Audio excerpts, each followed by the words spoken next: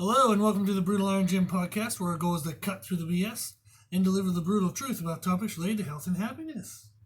So today's topic is nutrition, and I'm with Meredith. Hello, Meredith. Hello. Hi. And we're going to discuss disordered eating experiences. So you and I have been talking about kind of doing a podcast together, and would you mind sharing with the listeners a little bit like your fitness background? My background. Yes. I was a dancer, classically trained for about 22 years. Danced in college as well. I've dabbled in sprinting and lacrosse while in high school. I danced only through college. When I got out, it's hard to find a dance studio for adults. So I tried yoga and did that for a while. Then, I was trying to save money and not pay for a gym membership, and I was exercising at the school where I taught, and I was playing with sandbags and like doing sprints and everything. Yeah. Someone came up to me and asked me if I did CrossFit, and I said, I don't know what that is. What is it? And so I Googled and joined a gym within a week. So then I fell in love with it and did CrossFit for many years and coached for about 2.5. Yeah. Filmed a YouTube series, actually. Yes, that's right. Yep. And so I met Greg Glassman and everything through that. So was high on CrossFit for a long time. I went through a pretty messy life situation and decided I wanted to try something different. And since I never liked how I looked CrossFitting, somehow I decided to start bodybuilding. So I trained and did that and competed twice. Did very well. Very well, as in first overall and top 5 in an insanely large show. Yeah, did so well. She's being modest. And then, then took a break, and hopefully we'll be back on stage soon. Yes. So that's my background. So yes, so you've done a little bit of everything, which is cool. Yes. And of what she's done pretty damn well at. Oh, and I trained for a marathon. Oh, yeah, just that. I try to forget about the times I run. Yes, that's true. I don't like running. Yes, I can't remember them because I haven't done them. You can't remember them because you try to forget them. Yeah, exactly. Yes. So we were talking about trying to think of a topic that would be fun to kind of share our experiences. Yeah. And we came across the idea of disordered eating because we both have a past in that. Which is interesting. Yes. To have a male and female. Yeah, that's true. So a lot of times, like I've been helping people with eating disorders for many years, and there are definitely cases of males, even though it's not like, it's still, I feel like, kind of like a taboo thing for women, and it's maybe possibly more so a taboo thing for men. Yeah. But there are definitely men who struggle with I think the term is bigorexia, in the sense of like, are they big enough? Right. So they think they're skinny all the time, so they want to eat to get bigger muscle, but then they feel fat, and then there's all that. So men have a lot of self-image issues as well. But speaking from a male's point of view, I'm guessing there's a lot of differences between male and female, reasons behind it, but there's definitely still a presence of it between both. Yeah. So would you mind sharing some of your experiences, and I'll add in mine? Yeah, sure. So I mentioned I was a dancer for a very long time, and somehow I inherited a lot of muscle genes. So I've always been very strong. My calves have always been a thing to discuss, or actually what I was made fun of growing up for. Unfortunately, because I think they're badass. Running home in tears far too often. So being a dancer, they wanted you to be super skinny. My teachers were classically trained. They're in the Pennsylvania Ballet. Point teacher was the very first Rockette, Radio City. That's cool. So they were very well known and very, very, very good. The school had a lot of prestige, and so they were very strict. So I would be told by them that I would want to stretch my legs out more because we don't want legs like tree trunks, and that, Meredith, you're wearing black tights, you should wear tan, because if you're wearing black, clearly you have something to hide. And it was just a lot of head games. And when I was about 16, I decided I had gotten a little puffier, so to speak. My parents were going through a divorce. We moved. My grandmother passed away. It was a lot. That's a lot of emotion. It was a lot, at once.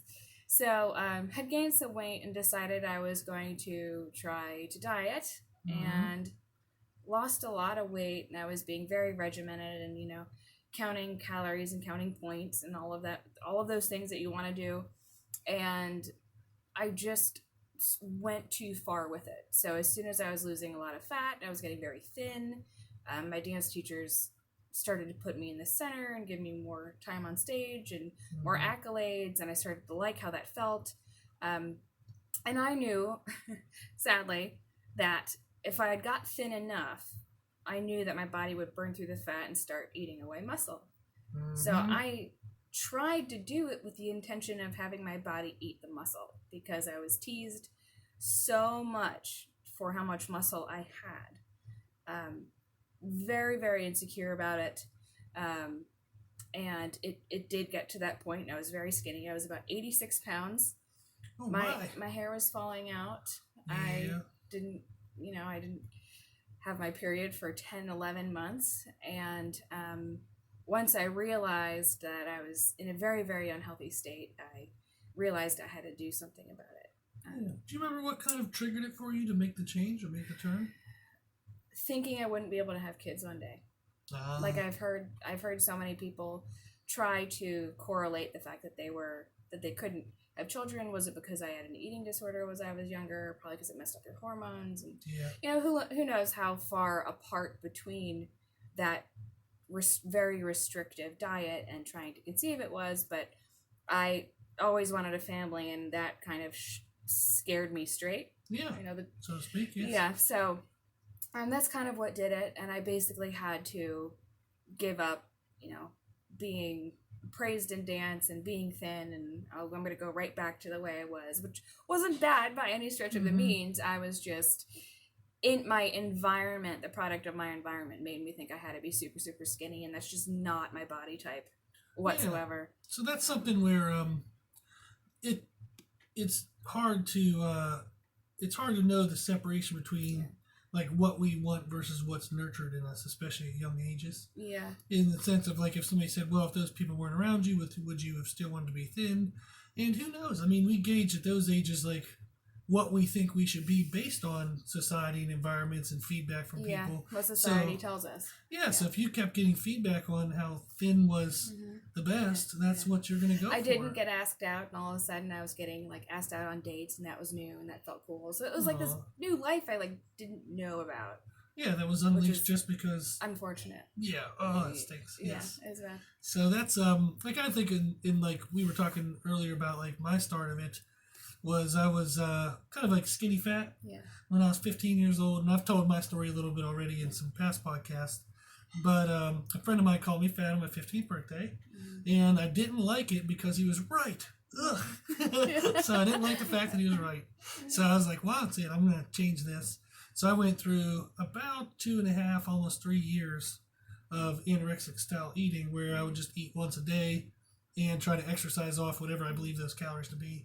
And at that time, it was interesting that you were doing anorexia-ish behaviors, anorexic behaviors to eat off muscle, when at that time I thought if I ate nothing and did a bunch of push-ups, that eating nothing would get rid of the fat, but doing push-ups would build muscle. Yeah, so I thought the activity of using your muscles built them. I didn't know that food was needed to build them. Very true. Very good point. Yes. So I think for myself, like, I basically spun my wheels looking skinnier and still soft until about 17, 18 years old. And then what caused me to change was I went through the last 3 years where nothing seemed to improve in the direction that I wanted.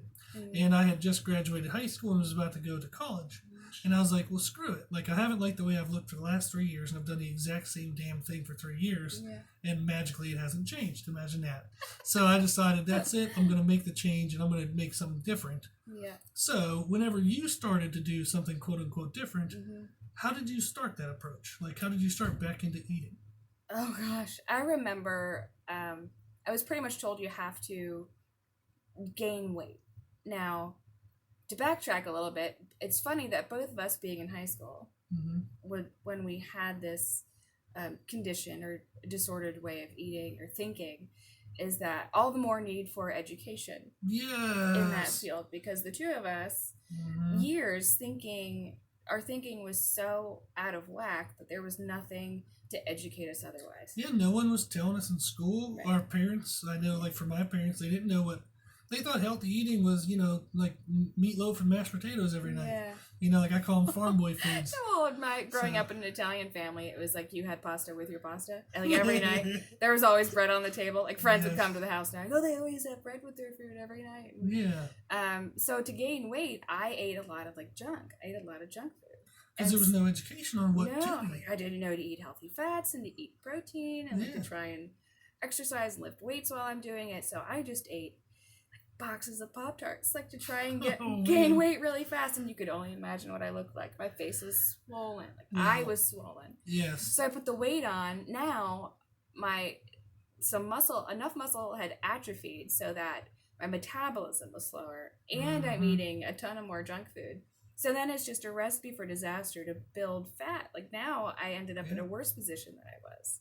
Yes. And so what told me to do it was, going to the doctor and say you have to gain weight. But the doctor didn't even tell me how to do it in a healthy way. Yeah, there was no one telling us what to do. Yeah, so that was really tough. And I remember just trying to do it on my own and figure it out. And I think a lot of it I just kind of tried to, I don't want to say black out, but I tried to forget about it because it was such a hard path to get to stabilize, to normalize. Yeah. But in college, I found a balance somehow, and I did get to exercise. I was totally boring in college. I never went to a party. I never drank alcohol. I didn't drink until I was 30. Drunk until I was 30 years old. Good for you. So I had a very boring life in college. So I never gained the freshman 15. I lost the chubby fat, and I found a balance going to the student rec center, and I danced, and it was nice dancing in college. So I danced every year I was there, but I was surrounded by people that looked normal. I wasn't with a bunch of prepubescent girls or really, really skinny girls. And there was a much healthier body image, and we were all there, and we were all doing it for fun. So the environment even changed. The environment was so much better for your mental health. That everybody was there. Everyone was stressed, and we're all in college. We're all students. We're doing it for fun. And you don't have to wear the tan or pink tights and the black leotard and hair in a bun. And we could wear clothes. We could wear gym clothes to go dance. And even that was more fun. And you didn't feel so insecure if you ate a lot of food the night before. So it was just a better environment. So it's funny when I think about it, there's all these phases and different, depending on where I was in my life, and what physical fitness routine I was into, the diet was a little different. Yeah. So then you get out of college and you try to experience something else, and all of a sudden it's, well, now I don't have the structure that I had in college, and now even that's different. And how do I balance now, being an adult and the gym and the gym that way and diet that way. So it's interesting. That was the initial shift that kind of got me leveled out. Yeah, and I think what's interesting that you're pointing out there is as environments changed, your kind of pressure on you changed, your expectations of yourself perceived by others changed. Yeah. And I think that's something that as our intention as we were to talk through the podcast was to give our experience and maybe have something helpful in here. And we're going to go through some resources at the end. But that's also something we can hit on right now is just if you're in an unhealthy place, maybe a change of environment as much as you can. Very good point. Yeah, because if it's say a dance teacher, maybe you can talk with your parents and get to a different dance group.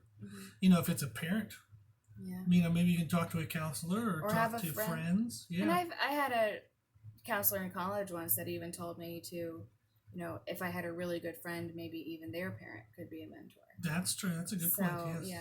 Yes. So that's definitely something where if somebody's struggling with disordered eating, is don't blame yourself so harshly. Take some control and sense of trying to educate yourself with whatever resources you can find, but also try to get out of the triggers, get out of the environment that maybe it's promoting it.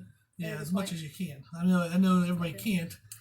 But there's ways. To that point about the environment, I'll jump ahead 10 years maybe, and when I was in CrossFit. So when I did discover it, it was like I showed up and all of a sudden, talk about a shift. To go from dancing in high school to college was one, but then to get out of college and go to CrossFit where you would have thought I had like tried to get the muscles I had for like my entire life because all of a sudden Mm-hmm. they were praised. And, oh my God, you're so Yes. strong, and oh my God, your legs are amazing, and how did you get, a back to, and I'm just, what are you talking about? Like, because Yeah.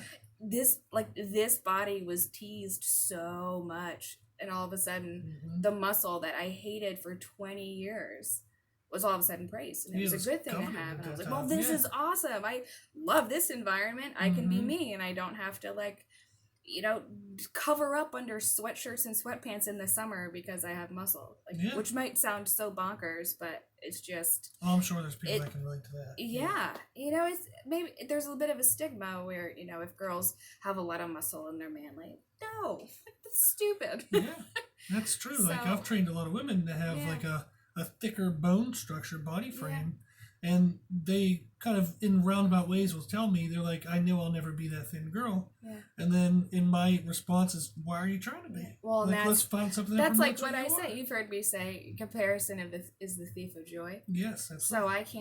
I can't look at somebody and be like, oh my God, I'm not going to be happy until I'm skinny, skinny, skinny. I'm not going to be, Mm-hmm. why?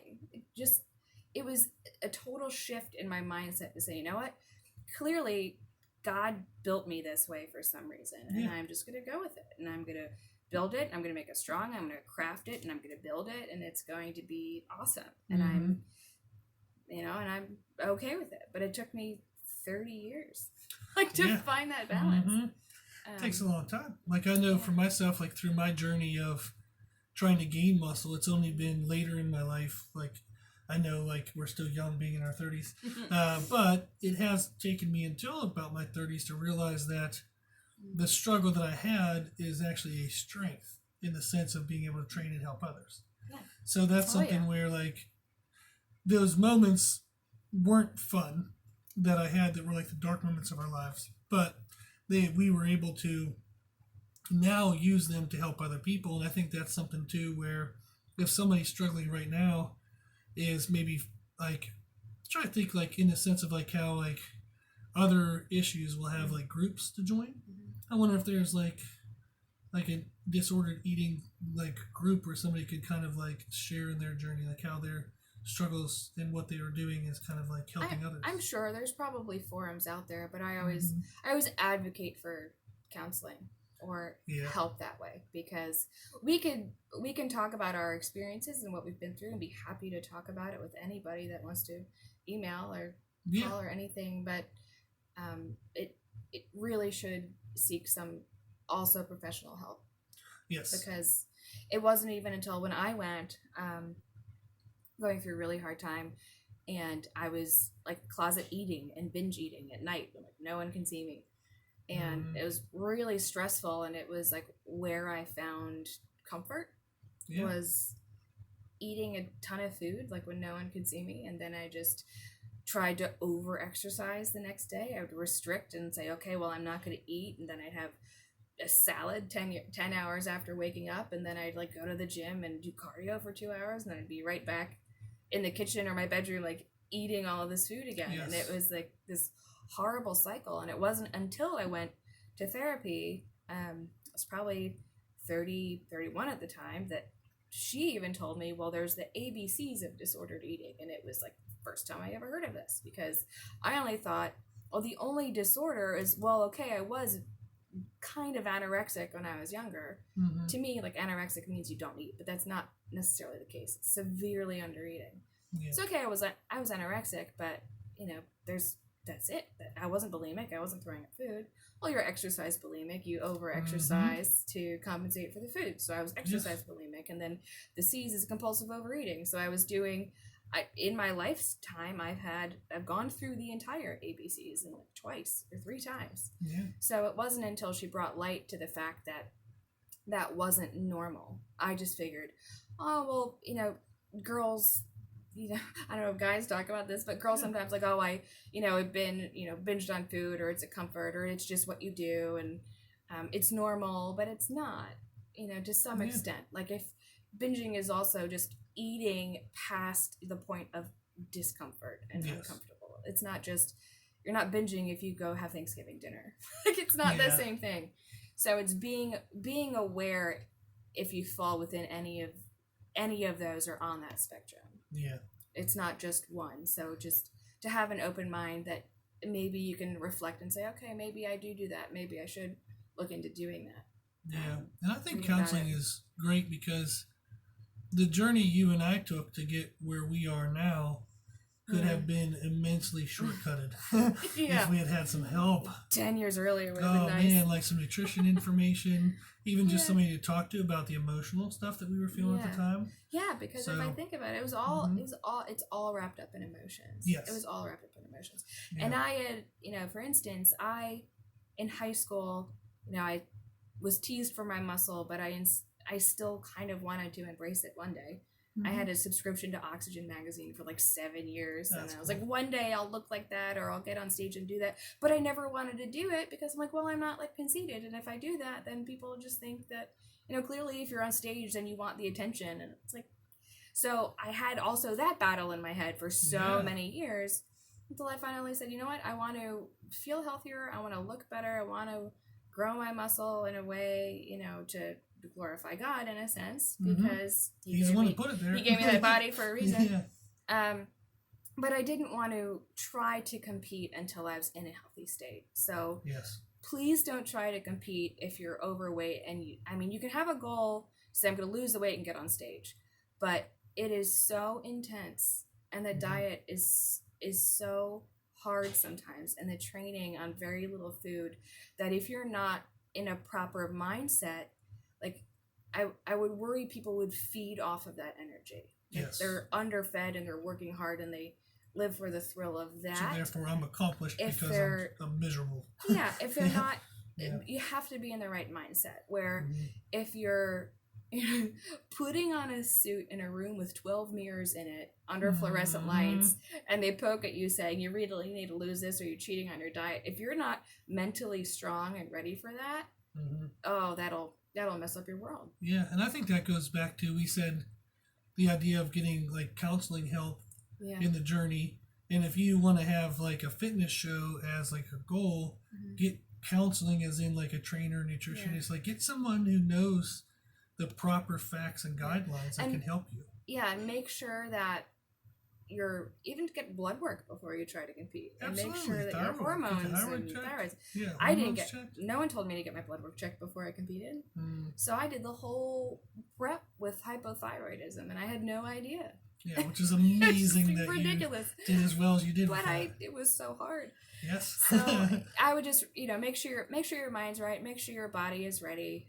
But that all ties into nutrition. Like if okay, I haven't been the best, and I've struggled with some disordered eating in the past. Maybe you want to make sure it didn't have an impact on your hormones long run. Absolutely. Go get your hormones checked.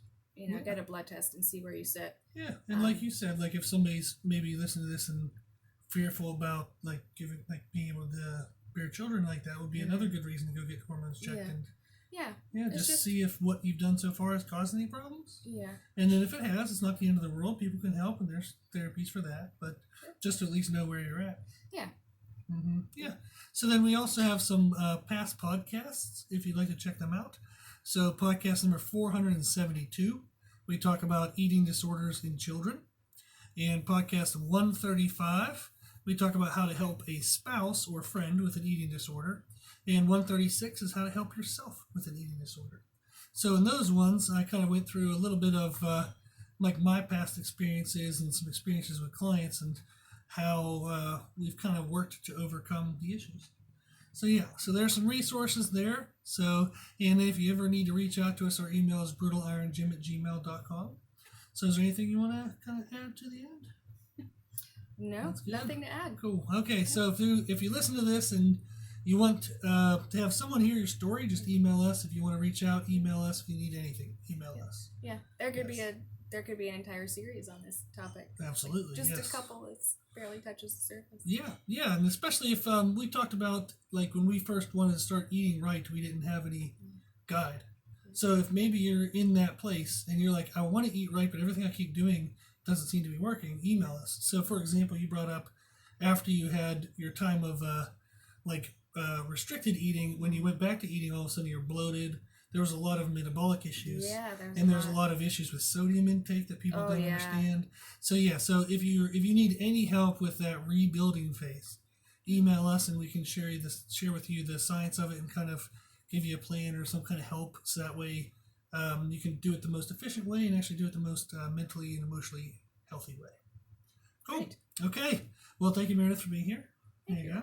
And if you like the podcast, please share it with family and friends. The more people we help, the happier the world will be. Also, if you like this information, you can find more from us on Instagram, Facebook, and Twitter at Brutal Iron Gym. And if you have any questions, feedback, or suggestions, we'd like to hear from you. The podcast is for you, so we know what you want to learn about. You can tell us at our email at brutalirongym@gmail.com. As always, I hope this was helpful, and thank you for listening. And thank you for watching.